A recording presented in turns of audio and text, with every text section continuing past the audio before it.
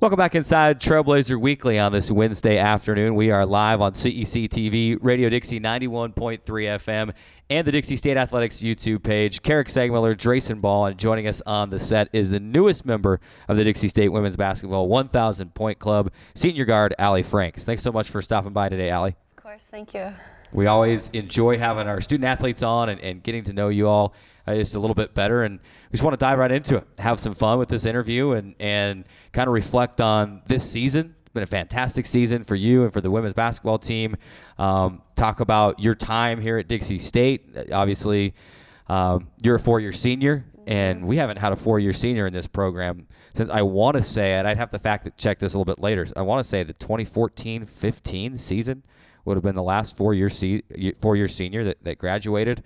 You're the first four-year senior of the J.D. Gustin era. Yes. And just what a fantastic career. So we'll talk about all that stuff, but obviously we'll start with the elephant in the room, and I mentioned it coming back from break, the 1,000 Point Club.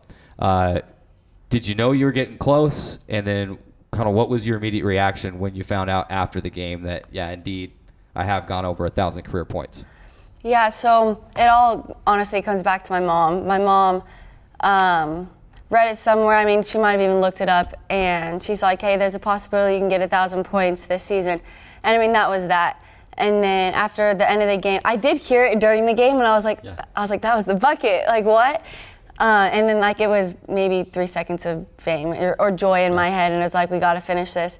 And then after the game, I mean, heads are down. We lost the game. We wanted to win, and, you know, you walk away, and I didn't think about it. And then that night, my family was, like, having it fit. They were so pumped and so happy, and I was kind of like the Debbie Downer, like, I'm happy I accomplished it, but we didn't get what we wanted.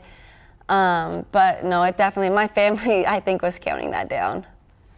Well, and I think that reiterates something that I think I mentioned on the broadcast, Drayson, was that, you know, she'll probably be excited, but obviously the win would have been probably more important in that situation. But basketball's a team game, and especially this year, you can see different people stepping up, and you know, whether it's you or London or Maddie or Chesney or Kesley, whoever it may be, someone else is stepping up every night. But at the end of the day, and as your college career winds down, you know, it's got to mean something special. I mean, there's only 3 others in this Dixie State women's basketball program, and we're talking the entirety of the program because it was a 2-year program before the D2 era. So, I mean, it's nearly impossible to get to 1,000 points in 2 years. Yeah. So, I mean, you're part of an elite club, and what does that mean to you? I mean, just, you know, thinking about just your individual basketball career, how long you've been playing the game, how much you love it, how much does that mean to you to be a part of the 1,000 Point Club? Yeah, I mean, whenever you can hit, like, a personal goal, it just kind of reminds yourself that all those extra reps, you know, the time you put into this game, like, it's worth it. You know, it pays off. Of course, you want the best record, but to walk away college basketball player after 4 years and accomplishing this, it's going to leave me with a smile on my face. Chatting with Allie Franks, senior on the women's basketball team, newest member of the 1,000 Point Club, as we are continuing live on Trailblazer Weekly. And Allie, obviously, you know, it's been a long journey for you, obviously, coming into the program where, to be honest, it wasn't a very good program at the time. And you've seen this program develop through head coach J.D. Gustin and along with a lot of great players like yourself into a very successful program, if I do say so myself. 12-5 this season, 7-4 in conference play. Where are you at as far as, you know, how happy you are with this season, and where do you want to be at the end of the season? Obviously, you have lofty goals. Where are you at right now as far as how you've done this season and what your kind of plans are for the future? Well, we take every home game pretty personal. You never want to lose when someone walks into, like, the gym that you sweat on, you know, you bleed on every day.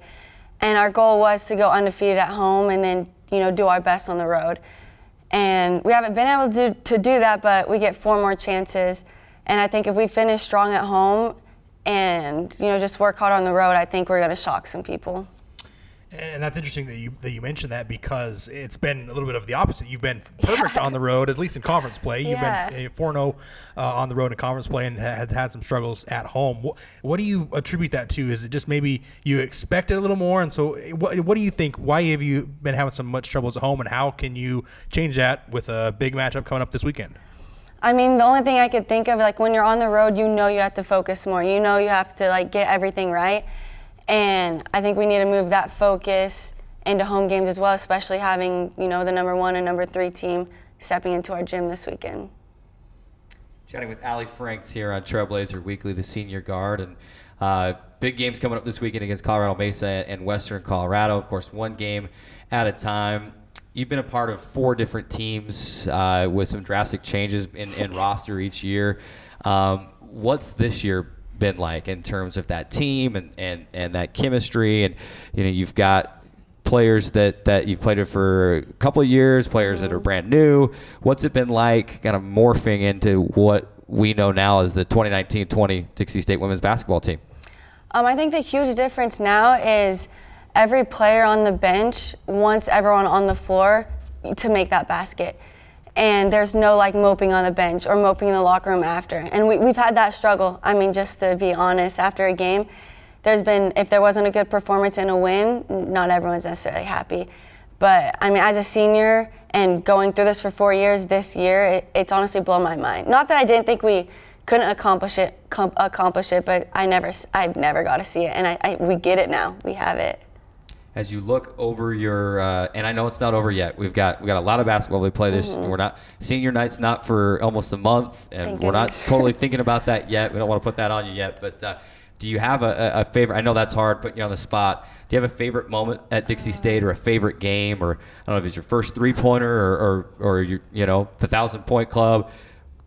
What do you have a favorite moment over these 4 years that you've been here? Oh, no. I know that's putting you on the spot. I know that's.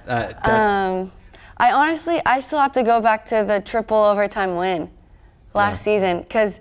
One, we scored 100 points, and women's basketball doesn't really get, the luxury of doing that very often.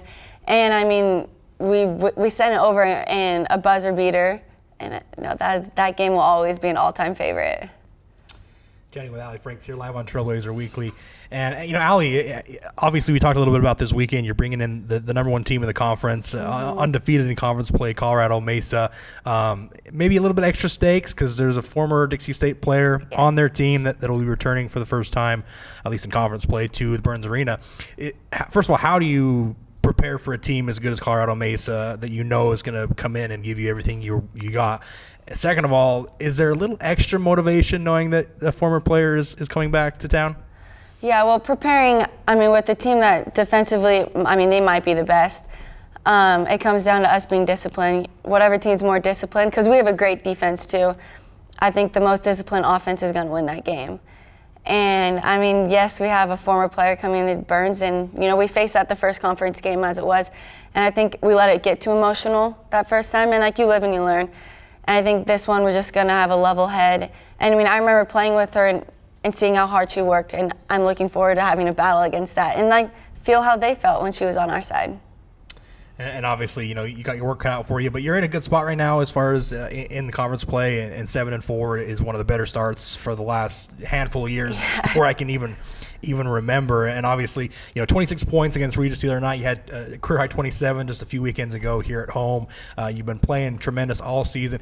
And every time we have on the broadcast, we have maybe one of your coaches on, and we ask them, who's kind of the leader in the locker room, and they always say you. How is it that you've kind of been able to take in that leadership role and be so leader, positive as a leader in that locker room for you?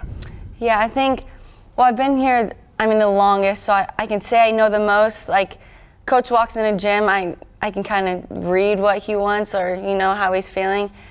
And I think just being confident in that role. As a leader, you have to love your teammates in order to, help them. And, we have amazing girls, and I love them so much that I want to give them every opportunity that they can get. Allie, what would you say has been the biggest lesson that you've taken from your career and your time, both on the court and academically here at Dixie State? That you don't know as much as you think you do.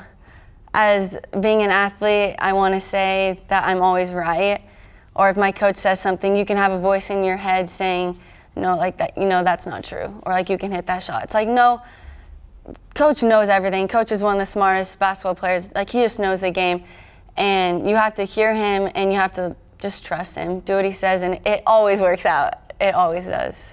Along those lines, if you could go back and, 4 years ago and stop freshman Allie Franks before she went in the gym for her first practice at Dixie State, what message would you give her about what's to come in the next 4 years, and maybe a tip and some advice on how to handle everything that's coming up over those 4 years? Yeah, I actually really wish I could have that conversation with younger me. I just want to tell myself that, like, when things get hard, lean on someone. I think being young and like having people that I necessarily didn't want to be like, but they were my leaders at the time, that I could separate myself. I did separate myself, and I think if I wouldn't have gone through some things alone, I probably would have been more successful. I liked what you said about Coach Gustin and how, you know, you've just kind of learned to defer to him a little bit and kind of take a lot of his advice. Obviously, he's turned this program around. We talked about that a little bit ago. But what have you noticed in him that has been so successful in relating to your teammates and relating to you? And, you know, what has he done that's made this program so successful in the last couple seasons? His coaching style, or what he preaches, is really consistent. I kid you not, I have heard the same things probably a million times for 4 years. And it's, I mean, you have to say it until like it gets to our head. And I think that is why we're successful. Like when you get down to the paint, jump stop, kick out alone, I've heard probably millions and millions of times. And he just preaches, you know, the same things until we understand it. And how important is it? I mean, obviously there's a coach that says that, and then there's the teammates. You know, the team has to buy into that. How have you guys as a team been able to, you know, trust Coach Gustin? And because there's a lot of times, you know, you get a coach or you get a player or two who doesn't buy in, and then it affects the rest of the team. How is it that you guys have just been able to all buy in, it seems like, and have great chemistry on the floor and buy into his system? Yeah, so buying in has definitely, I think, been the struggle since I've been here for 4 years. And not to give him an excuse, but the people in the past, I understand why it was hard for them to buy in. Because, I mean, some of them had 4 different coaches in 4 years. But now that, like, we knew, you know, JD is going to be here, you know, we have a coach that's, you know, wants it for us. I can say this year has been the strongest buy-in aspect. I believe everyone trusts Coach, and I believe we can do something special with that. Time winding down in the interview with Allie Franks, Dixie State women's basketball senior guard and newest member of the 1,000-point club. And just to throw those other 3 names out, Kayla Miller, 4-year player, was a 3-point threat from outside here. Taylor Mann, you knew Taylor. And then Jonna Brown. She's a Dixie State athletics legend, played softball and basketball. Those are the other 3 names in the 1,000-point club, so some pretty elite company there. We'd like to finish up with some rapid fire. And I think we've had you on the show in the past, so you probably know a little bit of what's coming. But you're from California, right? So does that mean you're a Lakers fan by default? Clippers, Kings? I was a Spurs, favorite basketball team, NBA or WNBA? I can't say watch the WNBA. I can't say watch basketball, for being honest. But Kawhi Leonard's my favorite player, so I was a Spurs fan forever. And I haven't watched it really since he left the Spurs. Interesting, because sorry to let you down. She's from California. If you went to the Clippers, you'd think if he's your favorite player. Yeah, anyway, I know. I think we remember, if I asked you last time who your favorite basketball player, I feel like you said Kyrie Irving, but am I wrong? Has it changed, or? I think it's been Kawhi for gotcha. quite some time. I may have got mixed up. I thought it was Kyrie Irving. A lot of different people on the show. Fair enough. That's true. Kawhi Leonard. Kawhi Leonard. Not a bad choice. Let's play a little Would You Rather. Last thing before we end this interview. Would you rather make a 3-pointer that, you know, beats the buzzer and sends it to overtime, or make a game-winning layup? Ooh. I would customize my game-winning layup to a pump fake, between the legs, spin move, reverse layup, but and win the game. It ends the game. Yeah. Just make the layup and walk off the floor. I know, but I mean, a highlight. That would be a sweet highlight. And that's the state of basketball today Yes, in it really 2020. It really is.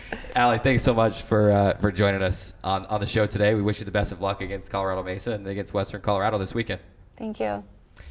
We got to take our final timeout. When we come back, we talk about our Trailblazer Weekly Game of the Week. It is just that. Dixie State going to host Colorado Mesa, the #1 team in the RMAC, coming in to the Burns Arena. We'll break it down next on Trailblazer Weekly.